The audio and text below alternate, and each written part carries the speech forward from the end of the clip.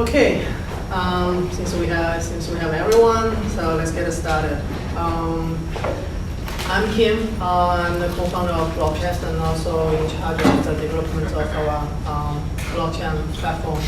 And in this short, we provide innovative blockchain tools to make it easier for people to use in the practice, and also we help with our clients to build the blockchain applications to solve their business process, to solve their business problems.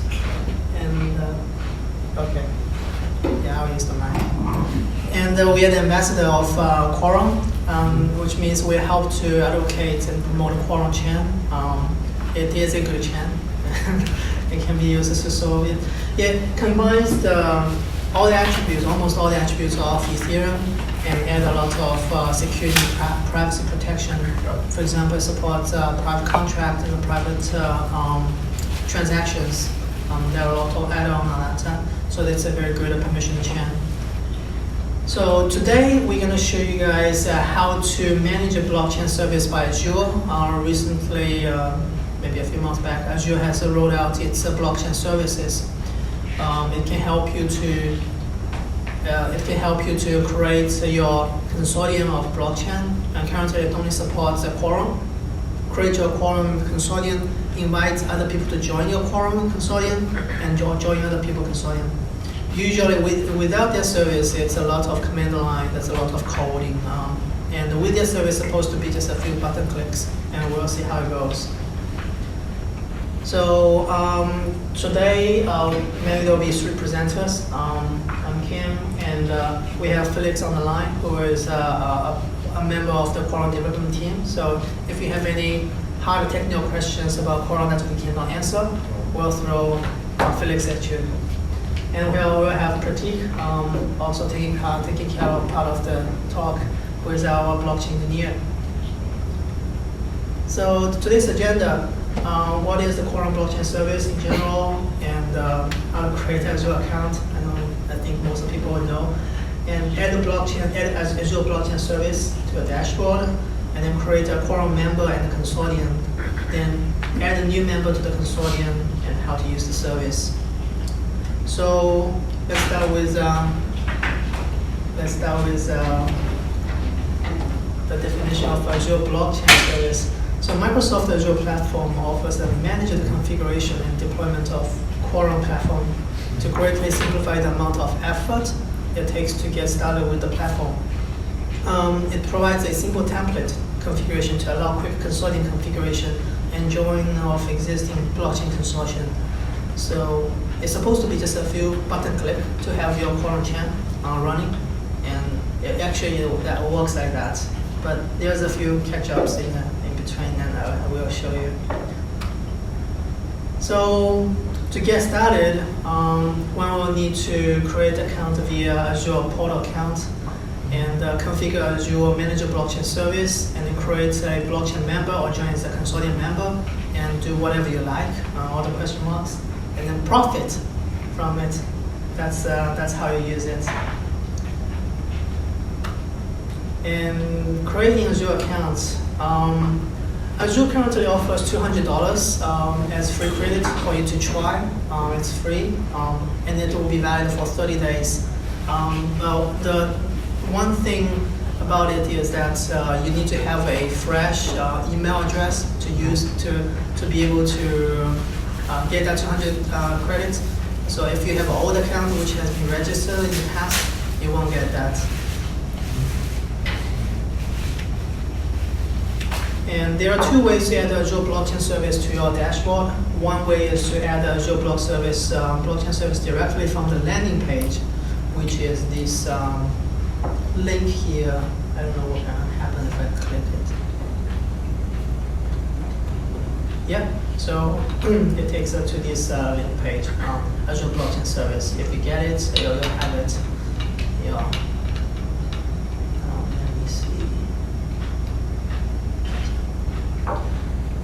And the other way is to add it as a new resource from the Azure portal. We're going to show you both methods. So the first thing is that it's shown, you click the link and you get it, it will appear in your dashboard. And you click that Get It Now, and you agree to whatever the terms and use privacy policy there, and you click Continue. It goes to your dashboard. The other way is to try to find it in the Azure service. Azure blockchain, if you type the keyword Azure blockchain service and hit enter, a few blockchain services will come up. Actually, Azure, Microsoft is doing a lot about blockchain. That they're trying to position that as one of their feature of their cloud. So you can see that there are quite a few. Azure Blockchain Service, the first one, Azure Blockchain Service Explorer, Azure Blockchain Workbench. Today we may cover the first one. We may cover the later ones in other meetups. So if you click this one, and it will be added to your dashboard, and you can access it. Some people may see, when you register, may see it as being a preview. So, and it is, and that is what exactly it is at. It's in the preview stage, not ready for the for practical use, for production. So, but you can try it. So next thing is how to create a Quorum member in the consortium. In the beginning, you have nothing. You have no Quorum consortium. You have no member, right? To create one, you just go to Azure Blockchain Service, hit Create, and you will, if it's a free subscription, it will show as free trial, and you need to specify your resource group. It's like who owns it, right? The company owns it, and in this case, it's our company, BlockTEST. And specify its region, and in terms of consortium, if you are creating a brand new consortium, it's empty. It's blank, nothing will come up, and you have to hit create new. And once you hit create new, you have to type in the name of the consortium, unique name, it cannot be used. And if you hit OK, it will be there. And then you need to, at the same time, select the protocol, which is Quorum. That's the only choice over there. Right now, they only support Quorum. Later on, they may support others.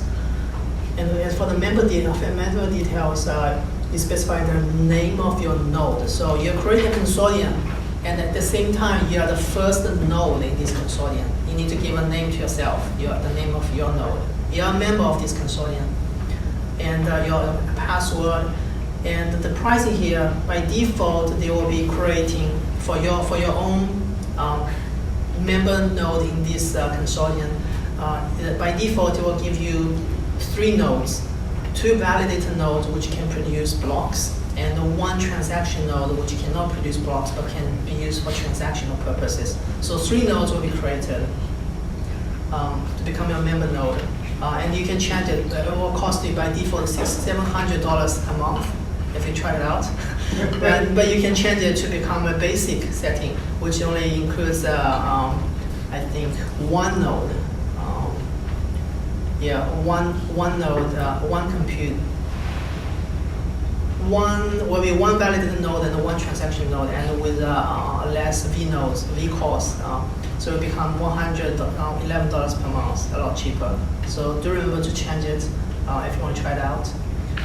And set your transaction node password, and you hit next.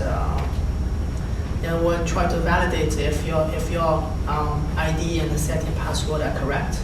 And if they are, this stage will take about 5 seconds, 10 seconds tops, and it will show as validation passed.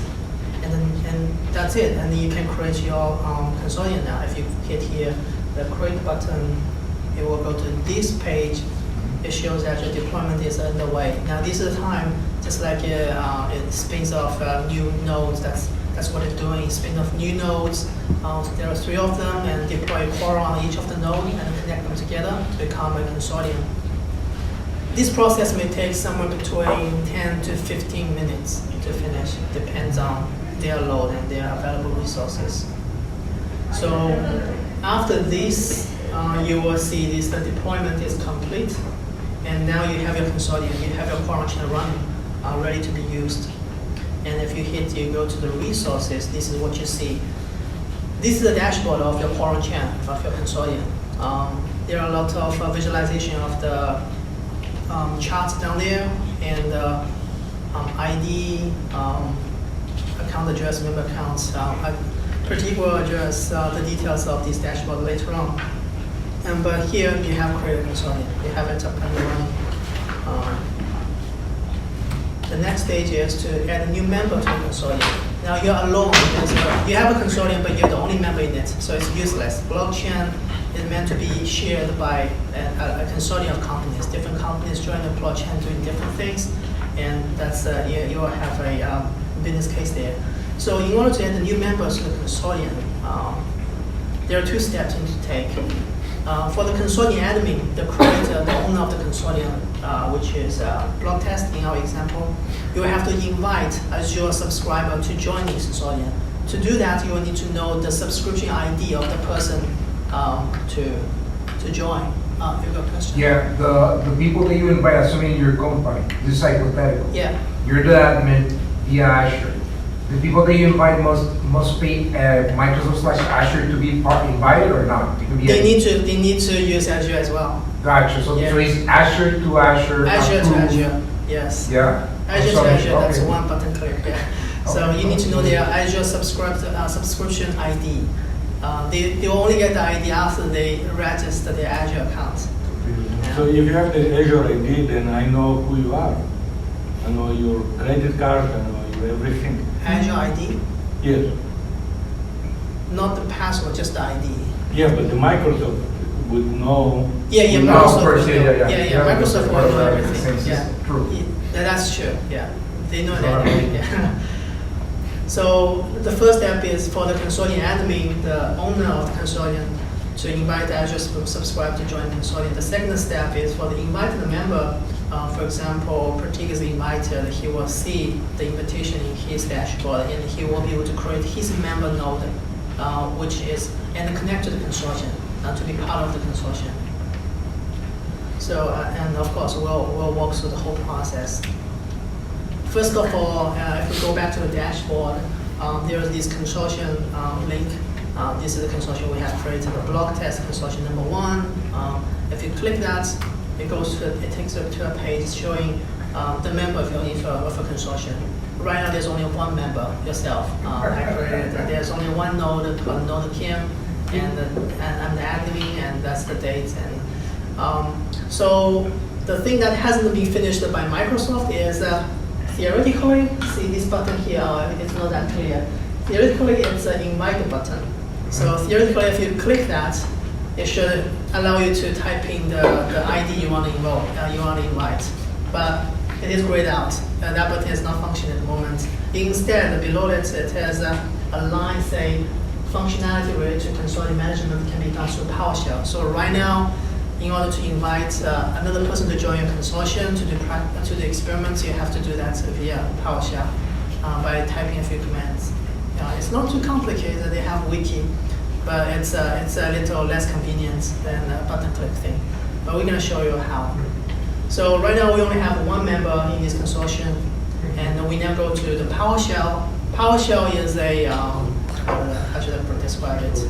It's a online terminal for Azure Cloud. People using Azure must be familiar with it. You can type commands in that, use it as a shell. So in that there are a few commands you can type. Just following, there's a wiki about it. Just follow along it. First thing is you need to import the module. There's a module called Azure Blockchain Service, and you need to install that first. That's the first line here, and then you need to import it. And after these two steps, you have the module. You have your module. It's like a library, and now you have the library in your environment. So the next thing is a bit complicated. There are three lines of code. Firstly, you have to set up your connection in order to connect it to your own chain. And you need to define your member account. So that is needed when you want to connect to a chain. And the third thing is the connection to a contract, which will need the root address of your contract. And these three things are the things you need to type in order to make this work. The endpoint of your chain, the endpoint of your root contract, and the member account address. If you follow the wiki, if you follow the documentation of it, you will be able to find all of them actually, in your dashboard and in some links. You find them, you just copy and paste over there. It's not technically difficult, but you have to be patient to go through the documentation to find them. And once you have typed these three commands, now you are connected to your chain with your credentials. Now you can officially invite other people to join your consortium. And actually the invitation is pretty easy. It's one command. Contract connection, new blockchain member invitation, subscription ID, and the role. So, for example, what we typed here is new blockchain member invitation, and this is the this ID here that is Azure subscription ID. That is Pratik's subscription ID actually. And we're gonna invite him as a user, and this is the member account of myself. So that's just one line to invite. And then once you type that in, it will take a few seconds. It show up as successfully invited a member with subscription ID this. And now if you want to list the invitations, you will see that there's one invitation you have sent, and it is a user. So after this, you have officially set up your consortium and send out the invitation to the party you want to invite to join the consortium. And then we switch to T to talk about how to join the consortium. So, so far we have already created a new consortium on Azure for our Quorum chain, and we have also created a member for ourselves who's the admin, and from this member we have sent out an invite to another member who we want to get added to the chain. In that case, that is me. So the next step that needs to be done is I have to log into my account, the invited member, and I have to do a few things to create my own member in the same consortium. It's almost similar to what Kim just showed you previously when he created a new member, but we'll just go through that and see how it works. So we would have to, once I log into my account, I would have to go to create a new blockchain member. This is again from the blockchain service, and I have to type in the resource name. This is some resource name that I want to give it. And here the difference is under consortium. Previously it was nothing, it was empty because I wasn't part of any consortium. But now if I click on this, I can see this one which was created earlier and I received the invite for. So this allows me to be added to the same chain, to be a part of that whole chain. And I just select this, I type a name for myself, I give a password for the account, and I also give a password for the transaction node. One thing to make sure is just double check that the pricing here is the same, because if the pricing is different, it will not allow you to be added to the chain because it has a different pricing system. And so I will have more power than the admin itself, so I guess that could be one issue. So make sure you're on the same pricing. Now once this is done, again it's the same process. It will do some validation, and once the validation is passed, I can click on create, which will start the deployment, and after a while we can see that the deployment is complete. Once it is complete, I will be taken to the same dashboard over here. So if I click on the resource node Pratik, I can see that in the overview there's a consortium. When I click this, I can see that now this consortium has two nodes. One is the previous one, which is an admin, and the new one which I just created called node Pratik, and this one is the user role, and both of these are active. You were saying before, like probably 3 sentences ago, that there's a relationship between price point and kind of owning or pretty much leading the blockchain, right? You said that if your price point was higher than him, that is the original node or the original admin, you can pretty much be the admin, right? No, it doesn't allow. So right now, with whatever Azure is providing, it doesn't allow you to even join that consortium. So if well, let us assume that you're there, because technically he's the first one. He invited you. You're a Azure member.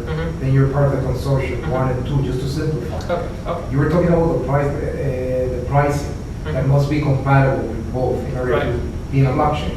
But what happens if that you're the second person in the blockchain? If your price point by chance, I don't know, randomness itself, it goes higher than him, what would happen? What would be the effect of that concept?